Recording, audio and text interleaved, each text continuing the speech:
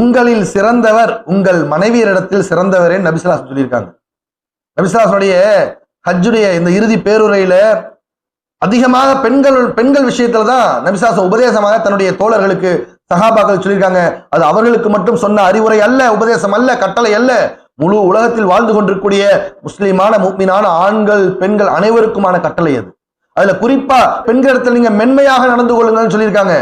உங்கள் மனைவியிடத்தில் சிறந்தவரே உங்களில் சிறந்தவர், நான் என் மனைவிமாரிடத்தில் மிகவும் சிறந்தவனாக இருக்கிறேன் நபிசுல்லாஸ் சொல்லியிருக்காங்க. இன்னைக்கு சமுதாயத்துல ஒவ்வொரு ஆண்களும் கணவன்மார்களும் தன்னுடைய மனைவிமாரிடத்துல எப்படி நடந்துட்டு இருக்காங்கிறது நம்ம கண் கூட இன்னைக்கு பார்த்துட்டு இருக்கோமா இல்லையா? அதனால எவ்வளவு தற்கொலைகள் கொலைகள் இன்னைக்கு சமூகத்தில் நடந்து கண்ணீர் விடக்கூடிய நிலைமைக்கு பெண்கள் பெற்ற பெற்றோர்களும் ஆளாயிட்டு இருக்காங்க, நம்ம பார்த்துட்டு இருக்கோமா இல்லையா? அப்படி பெண்களை பெற்றவர்கள் கண்ணீர் விடக்கூடிய நிலைக்கு ஆளாக்கக்கூடிய நிலை காரணம் யாரு? ஆண்கள் தானே.